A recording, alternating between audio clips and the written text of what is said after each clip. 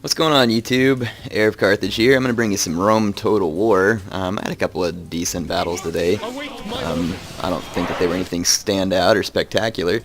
One thing I do like about Rome Total War over Shogun 2 is the fact that you can actually use a replay until they patch it. But you know what? It'll probably eventually get fixed when they do the Fall of the Samurai. Though I have to admit, as much as it may be fun, I'm not super excited about buying a $35 standalone expansion. But, you know, it's CA and I always give their games a chance. And I was pretty skeptical about Shogun 2 and they proved me wrong, so we'll see what happens. So I'm using the Carthaginians, of course. I have a couple of battles I'm going to show you today. I used the Carthaginians in both. Facing off against the Julii Romans, I got 2 units of peasants to soak up Pilla, 6 Sacred Band infantry with gold upgrades, 4 Sacred Band cav with gold upgrades, 3 Libyan spearmen with just gold attack, and I've brought a rush army because I'm facing off with the Romans in a missile skirmish. It's pretty much stupid just because they can beat you. They either have cheap archers or long range archers. They pretty much just beat you. So you use the peasants, run them forward in case they've got their Pilla on fire at will. They'll throw them at the peasants, and you know, you can kind of just soak them up there. So it forces the Roman opponent to be a little more proactive. Here I catch some of, he swings out some urban cohorts, and of course my opponent's using an urban Praetorian spam. He's got about 5 or 6 urban cohorts and 4 Praetorian cav with good upgrades. So his Praetorian cav's far superior to any of my units, which is why I brought the Libyan spearmen. But look at this, like even catching his urban cohort on the flank, they really don't take losses just because their defense stats are so high. So urban cohorts are ridiculously, ludicrously overpowered. Look at this one, completely surrounded. They're not breaking yet. Still not breaking. They're not even wavering. Finally they break. So that's 3 units versus 1, and it took them quite a while to go ahead and break. My opponent breaks his cavalry way out to the flanks for some reason, even though his cavalry was stronger than mine. So I have good position on all of his infantry except for right here. I didn't turn my Libyan spearmen in time to face his Praetorian cav, and even if I had its Praetorian cav, they pretty much plow through anything. They're almost as good as cataphracts. Look, this unit is now beating my Sacred Band unit, even though I originally had them outflanked, because what'll happen with urban cohorts is they'll stand here in front and you won't get any kills, and if they get like 1 man around the flank, they'll just slowly wrap up your whole unit. So, like I said, urban cohorts ridiculously overpowered, but they're not immune to hammer and anvil, and I got 2 of them in right there and knocked out my opponent's center, and then I caught some of his cav over here. His archers have been chased, some of them have been chased off by some of my cav. My opponent kind of came and screwed up my center, but I've got Sacred Band pikes here to reinforce, so I'm going to end up killing some of his cav here because he accidentally lets them follow my cav. It was a micro mistake on his part, but he does bring in this hammer and anvil, and my guys got shaken, but they're going to hold on a little longer, and it's going to give me a chance to kill even more of his cav. But you can see my guys rout a lot easier than his urban cohorts, because even with the solid hammer and anvil strike, it took a second for his guys in the center to rout. But you can overcome the urban cohorts and Praetorian cav if you're able to out-micro or use better strategy, but if you have an opponent who's just as good as you, the urban cohorts and the Praetorian cav are just better, period. Just better. So my opponent's not doing a hammer and anvil strike here. He's leaving this cav stationary for some reason, and these 2 cav units are stationary. Haven't quite figured that out, but I ended up winning this flank. I've got my opponent pinned down in the center, but again, it's an urban cohort unit, so it'll take quite a long time to deal the death blows too. He brings in another hammer and anvil, and of course that'll instantly rout my guys. And then look at this, I catch his Praetorian cav on the cuff, like they didn't even charge, and it still takes my guys quite a while to knock them out of commission. Just to give you an idea how overly strong these some of these Roman units are. Rome Total War could use a good patching, to be honest. Like, if they went back and patched up some of the units, capped certain units and stuff like that, it would make this game amazing fun, even though it's still old. It's still pretty fun, but, I mean, some of these unit problems are just a big issue. And look at these freaking urban cohorts, been in this fight this whole time. They're finally getting dealt some death blows. This Praetorian cav general is caught up on my Sacred Band pike, so he's going to have to retreat there. And I'm pretty much surrounding my opponent with pikes now. And he did not do a good job of taking out my Sacred Band cav, which he could have easily done at certain points of this game. Not from the beginning, because they were supported by spears. But there was other points. And look here, I'm going to surround his general and get a Praetorian sandwich going on. These Praetorian Cav are just straight up superior in every way to my Sacred Band Cav. The only reason I'm going to win this is due to a surrounding effort. There goes the Roman general. And there's not much Roman infantry left, so I was able to rush my opponent and take advantage of the ensuing disarray. He did not get his Pilla off. Had he thrown Pilla, his men would have easily defeated my Sacred Band pikemen. So an urban cohort is pretty much superior to the Sacred Band pikemen even without the Pilla, but if you add the Pilla in, then they're insanely superior. I believe my opponent admits defeat here in a moment. I'm just chasing archers and stuff here in the background.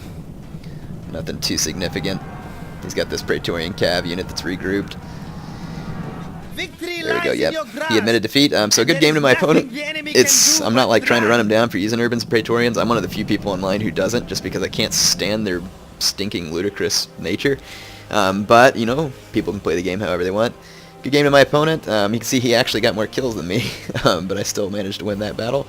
I'll show you the next being fought on the African coast map. I've got 4 Balearic Slingers, 2 regular Slingers, 6 Sacred Band, 4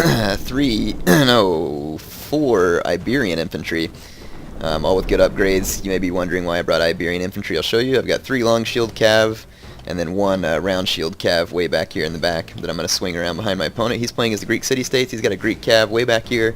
He did make the intelligent move, though, of really not bringing any Cav, just because the Greek Cav is pretty terrible.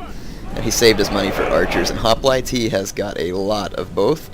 I'm assuming he's got 6 armored hoplites, and then mixed in here, I think he's just got some regular hoplites. I don't really remember, but he's got a lot of archers, which is kind of smart as the Greeks, because archers are one of their advantages. You can see he's going to go ahead and open fire. He's got flaming missiles on. Not as accurate and doesn't reload as fast, but it causes like a panic. You can see right here it says panic by fire attack. This is why I brought the cheap slingers, was to kind of shield my Balearic Slingers, and they're doing that. But I've taken my cav in. My opponent's left his archers all clumped up and unguarded. Right here I do make an early micro mistake and run into these hoplites and armored hoplites with my long shields, but you can see that I do pull them out. Over here what he does is he goes ahead and clumps his archers up in a big fight, knowing that my long shield cav and round shield cav isn't all that great. So if he clumps them all up, it'll actually rout my cav because they're being supported by these hoplites. I'm trying to reline my army up a little and micro my cav at the same time, so I'm coming back in for another charge. I don't really care if I lose my cav. I just want to kill as many of these archers as possible so that my slingers can kind of have a run of the field. Here I'm going to reposition facing his men. Let's take a look at his, let's see, 1, 2, 3, 4, 5 armored hoplites. 1, 2, 3, 4, 5, or 6 armored hoplites, and it looks like 5 regular hoplites and his Greek cav. I'm going to go ahead and smack out this Greek cav right here. Not going to be too difficult. Greek cav is terrible. This is why my opponent was smart not to bring more of them. And I am going to keep trying to harass this ball of archers. Now he keeps charging them all at me so that they won't rout quickly, and keeps them in one big blob. Now he really should have just kept them protected better by his hoplites, and this would have been tougher. But my opponent's trying to rout out all my cavalry, thinking that his infantry can hold its own against my own, which technically his infantry can hold its own against me. So my opponent's not in bad shape quite yet. Now the key part of my plan, though, is these Iberian infantry. They're going to be used for outflanking, and I brought them instead of heavy cavalry, just because cavalry are more easily killed quickly by Greek hoplites, so I brought these Iberian infantry for outflanking purposes, because they can't get, well, I mean, they'll get mowed down quick by Greek infantry, but not quite like cavalry. My Balearic Slingers are here on the flank. They're going to start hurling in stones. They'll get a few kills, but nothing big, because these Greek units are so armored. I'm going to use them to put the smack down on the remaining archers here in a moment. You can see my cav is just taking a beating from that big ball of archers. He's still got a lot of them there. I've got slingers on this flank now. So I've got slingers on both flanks. I'm lined up in the front with my Sacred Band, and I've got my Iberian on the flank. So my opponent doesn't have any cav to chase off my my missile units here. I get one more desperate charge off on his archers. Again, going to kill all the archers I can with my cav. And I do end up getting quite a lot of them. Not sure what my archers over here are firing at. I should have given them orders to fire those archers. I'm going to go ahead and march up and begin the engagement, and begin an outflanking maneuver with my Iberian infantry, and move my Balearic Slingers even further around this flank, because their shots are really only going to be helpful if I take the shots from the rear. And I'm going to move these slingers around the flank more too, but my opponent is out overlapping me over here, so this is bad for me. He's going to end up overlapping me on this side, and he's moving units to keep me from outflanking. Watch what I'm going to do here. I'm going to engage these hoplites and in these hoplites, and I'm going to squeeze this unit of Iberian infantry through and into the back of this hoplite unit here. Now this hoplite unit's faced off against the Sacred Band already, and when they get hit in the back with my Iberian infantry, they're going to instantly rout. And this is going to free up some of my infantry over here, and already start to give me an advantage on that flank, which is good because my opponent has an advantage on this flank, and his general is on this flank as well. So dangerous situation for me on that flank. Now I'm going to pull back out and run clear around. Now good thing these are just regular hoplites, and my Iberians are actually winning this fight right here, believe it or not. So kudos to them. They're actually doing quite well. Okay, here's where I'm going to move my Balearic Slingers around again, and you can see that my opponent does have me overlapped over here, so I'm in some serious trouble on this side of the fight. But my Sacred Bands won't break very quickly since they're not going to get hit in the rear by any cav or anything. So they'll hold their own just fine in an infantry fight with these armored hoplites, but both of them are going to last a long time. It'll be a long fight. So my goal is I've got to punch through on this flank over here, and this unit of hoplites just gave way. So this is going to free up more of my Iberian infantry to again wrap around the flank. So you can see that these units did come in very handy. So watch, I'm going to run this Iberian right back around. I'm trying to continuously micro my units here. I'm not doing great at it, but you can see me moving around my slingers. My opponent moves to intercept here, but his guys don't really commit the way they should. And I still have a gap right here, so his men are overlapped in several places. So right here I've got these hoplites surrounded. Again, pretty proud of my Iberian infantry. Now watch what happens when my Balearic Slingers finally get lined up. They're going to pwn these archers, because his archers are in tight formation, and in a close-up fight like this, Slingers will absolutely decimate archers. Their attack does really well at close range for some reason, like even better than archers, so they'll just sit here and just absolutely own these guys. Let you see that. So you can see the stones coming in there and just dropping these guys by the dozens. I've made another wrap-up right here. Those hoplites are gone. And you can see on this flank that my opponent's overlapping.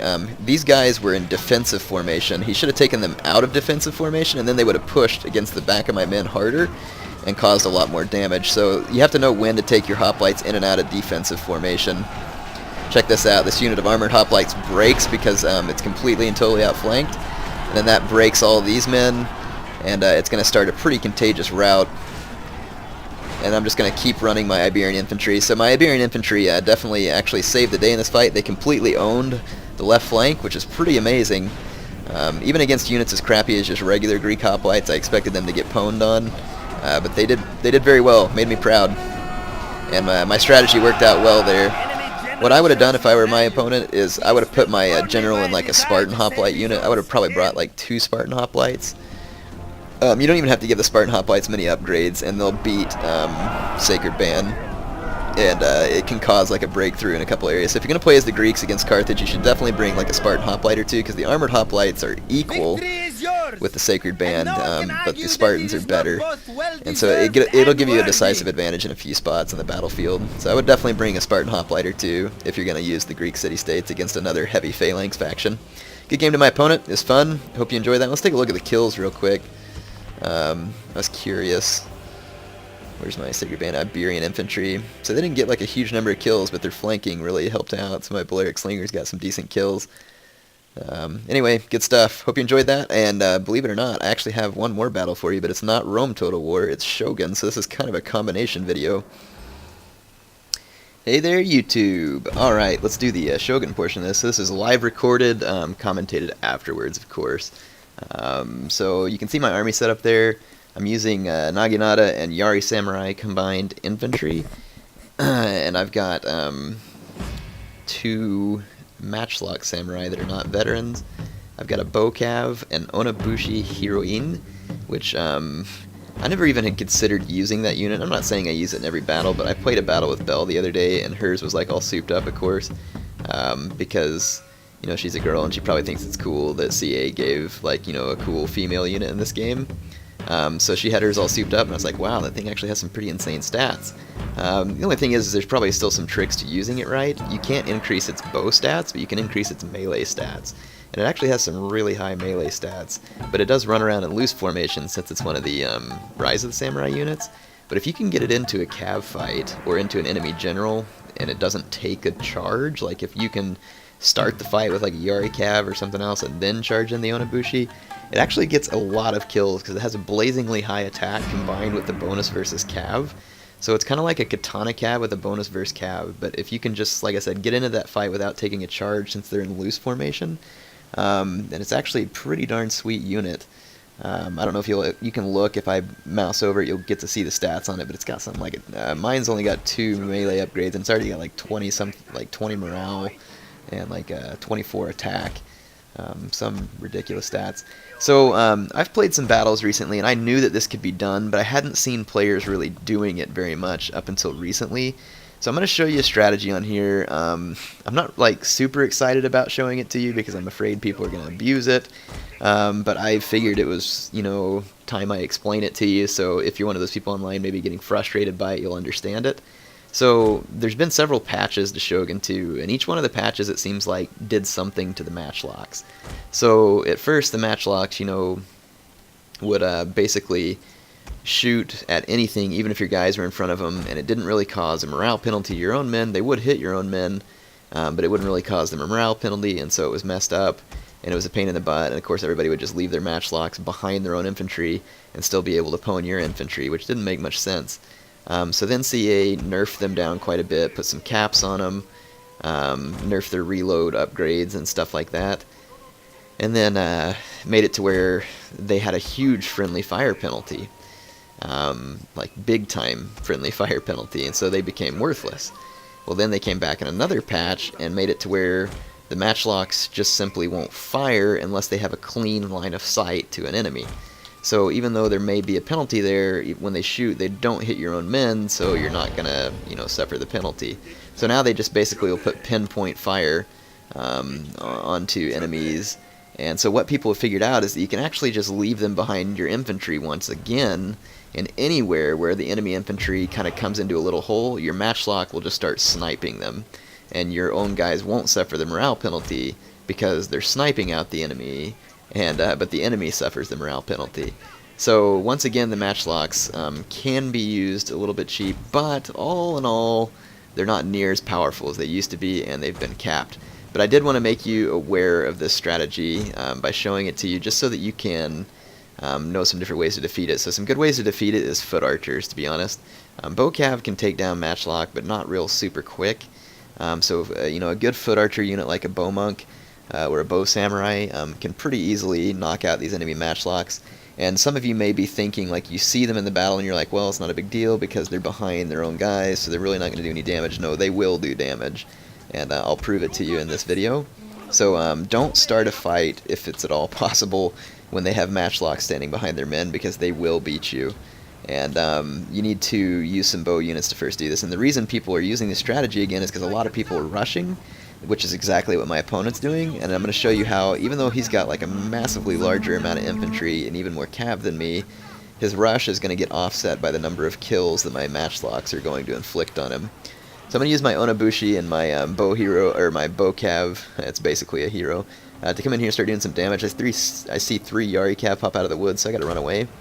I didn't realize the Onabushi cav was so slow too. It seems like it's like crazy slow, because I barely get away from that Yari cav. I'm going to pull my own Yari cav down here, and of course my Yari samurai are always going to be close to Apache and close to my army to support and protect against cav. But yeah, check this out. His Yari cav very nearly catches my Onabushi. But if he gets a whole lot closer, my matchlock samurai are going to open up on his cav, so he sees that and intelligently calls off that attack at the last second.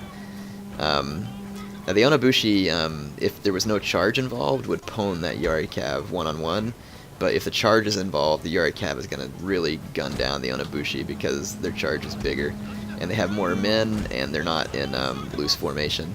So, but watch how I use the Onabushi later on, and I think you'll be pleasantly surprised by the number of kills it gets. Again, it's definitely an expensive unit for the number of soldiers that you get in that unit, but it can be worth it if you use it right, I think. But it's definitely tricky. So look, my matchlocks are firing through my loose formation Nagi attendants. See that? Not hitting my own men because they're shooting through the gaps. and they're killing a lot of the enemy. So I'm going to hold up my enemy for a moment with my Naginata attendants. My matchlocks are going to keep shooting. My opponent makes way too hasty a cav charge here. And then watch, I'm going to pull my Onabushi in after the charge is over. So they're going to go in there and just start honing on those enemy units. So my Naginata attendants are about to fail, so I'm going to go ahead and charge in my next line of infantry. And I'm using retainers that makes my samurai infantry have about 15 or 16 morale. So my guys have really high morale. Notice that I haven't even used any Apache's abilities yet, because I'm trying to show you how effective this army can be. So I haven't used any Apache's abilities. My opponent is also a 10-star rank, just like I am. So all I got to do is just kind of keep plugging the gaps with my infantry. Check out this Apache's Pain Train has some huge stats now, and I'm going to take them in for a rear charge on that big infantry blob, and they're going to do a lot of damage. You can see my matchlocks are still firing while I just kind of micro my units around and make sure that my matchlocks don't get involved in melee. And you can put your matchlocks on a defensive formation, and when they're in defensive, even though part of their unit might be engaged, the rest of the unit that's not engaged will continue to fire. So look, my cav easily wrapped that up. My Onabushi only took one loss in that cav fight, and I'll show you their stats later on. Again, very impressive. My opponent just pulled 2 more Yari cav out of the woods. That is indeed a problem because all my units are engaged. But look at my matchlock still firing away. So even though my opponent had a whole lot more, my 4 infantry units in the center held him up, and my matchlocks each got a ridiculous number of kills. Here his general finally comes through, but this is a fight that Patchy will gladly take. I've upgraded his melee stats. And I will, now that his general has already charged my matchlocks, I can charge Patchy, and Patchy will get the charge, and he'll end up killing the enemy general himself. So my opponent finally gets to my matchlocks, but look at his infantry. His infantry's just been too badly decimated by the time he does. And my cavalry can now hammer and anvil out his, and I'll still have some infantry left. His general will be dead. The fight pretty much rolls in my favor. So my opponent had quite a lot more men than I did, but my matchlocks each got 100 plus kills, and that's unupgraded matchlocks, and those weren't even matchlock monks, which are even more devastating in this type of strategy. So you can imagine what someone can do with matchlock monks, since they have faster reload and better accuracy. So this is definitely a strategy you need to be aware of. Like I said, the best way to counter it is foot archers. There's a couple of different ways that people use it. They'll usually rush you and then put the matchlocks behind their rush infantry, and it's pretty darn effective. So if they do so, you've got to back your archers up to where they're safe and immediately have them open fire on the matchlock units. You've got to get rid of the matchlock units, or else they're going to get you. And sometimes they'll even snipe your general if you're not careful. So I wanted to make you aware of that strategy. I have to encourage you all, I don't think it's super abusive to do that, just because they have nerfed down matchlocks. I don't like it that you can do it, but you can. But yeah, it's definitely one of the strategies you're going to see out there right now, and I've seen people use it quite effectively. So like I said, you just want to be aware of that. So a lot of people have written off foot archers thinking they're not worth anything, but they definitely are if you're going to stop someone pulling a matchlock business like that. So what I just showed you there isn't infallible. It can be beaten, but it is quite strong. And like I said, you can see that my opponent had a number more men than I did, about 200 more men than I did. But my 2 matchlock units got massive kills. That one right there, 150 kills, unupgraded matchlock samurai. Again, not even a matchlock warrior monk, and no upgrades. So they would have gotten even more kills with an upgraded unit. All my units got quite a few kills, though. The Onabushi heroine, I didn't know if you saw that or not, it had 1 loss for 60 kills. So that ended up being worth it. So those 18 women were quite angry. And just figured I'd show you that unit for fun, because I've never really used it. Sorry I can't give you any close-ups or anything, because it's live. Anyway, Heir signing off for now.